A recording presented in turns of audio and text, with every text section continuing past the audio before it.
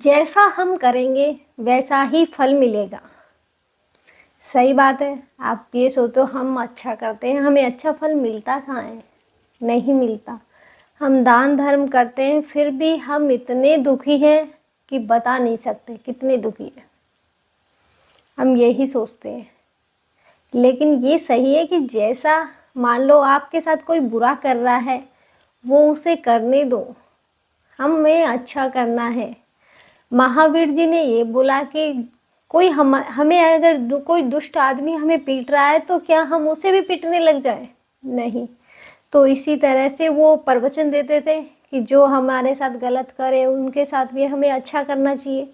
तो एक बार वो तपस्या में बैठे थे, तो एक दुष्ट आदमी वहीं पे आ गया कि महाराज जी ये बोलते हैं कि जो गलत करे उसके साथ गलत मत करो, वो कष्ट दे रहा तो उसे देने दो, देखते हैं महाराज जी कितना झेल सकते हैं।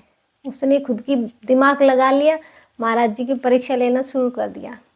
उसने महाराज जी को जगह जगह से मारा, लेकिन महाराज जी को पीड़ा तो होती है, सबको होती है, लेकिन महाराज जी ने अपना ध्यान भंग नहीं करा। ना महाराज जी को गुस्सा आ रहा था, कर लेने दो जो कर रहा है, लेकिन इसी से उसका पेट नहीं भरा। अभी तो उसके जो खुरापाती दिमाग है, इसमें और कुछ बड़ा करने का सोचा कि महाराज जी देखते हैं कब तक कंट्रोल करते हैं।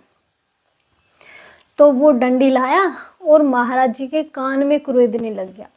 अब महाराज जी को और पीड़ा होने लगी, लेकिन महाराज जी ने अपना ध्यान, क्योंकि महाराज जी के खुद के वचन थे कि कोई हमें पीड़ा दे तो हमें उसके पीड़ा नहीं देनी है, बस सह लो, दे रहा है तो देने दो।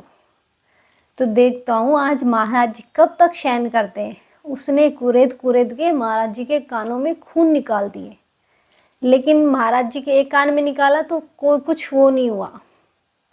महाराज जी बर्दाश्त करते रहे। तो उन्होंने ये बोला अभी महाराज जी का सब्र नहीं टूटा, तो उसने इस कान को छोड़ा, इस कान में आ गया, इसमें भी डंडी चलाई, कुरेदार, खून निकाल दिया। अब महाराज जी को इतनी, जब आप ही सोच सकते हो कितनी पीड़ा हो रही होगी, बहुत पीड़ा हो रही होगी।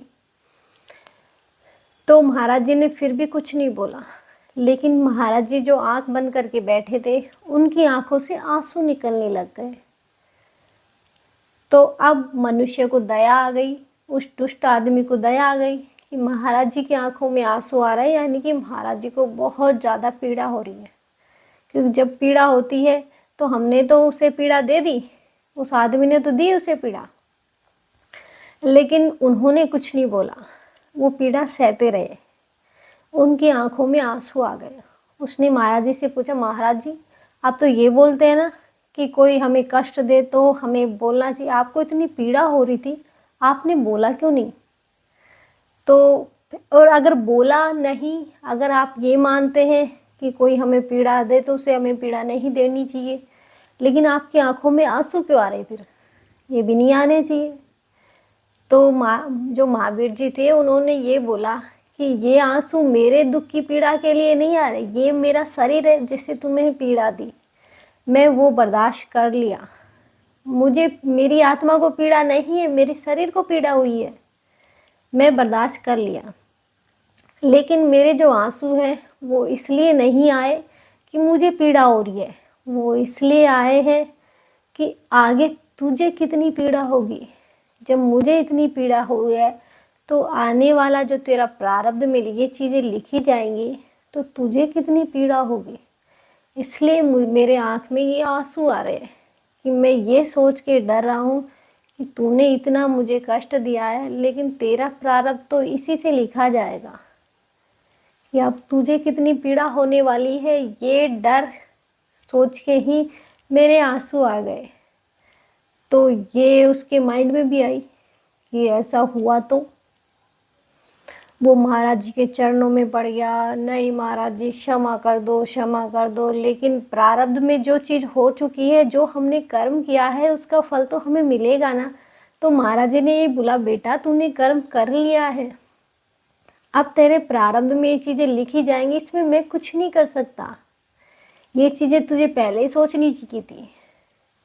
तो अब पछताने से कुछ नहीं है, होनी थी जो हो गई, अब भुगतने के लिए तुम तैयार हो जाओ कि कितना बर्दाश्त कर सकते हो तुम। इसलिए जैसा हम करेंगे वैसा ही हमारे साथ होगा। अगर अच्छा करेंगे तो अच्छा होगा, बुरा करेंगे तो बुरा होगा। इसलिए कोशिश करें कि हम हर किसी के साथ अच्छा ही करें, बुरा ना करें। जय श्री राम।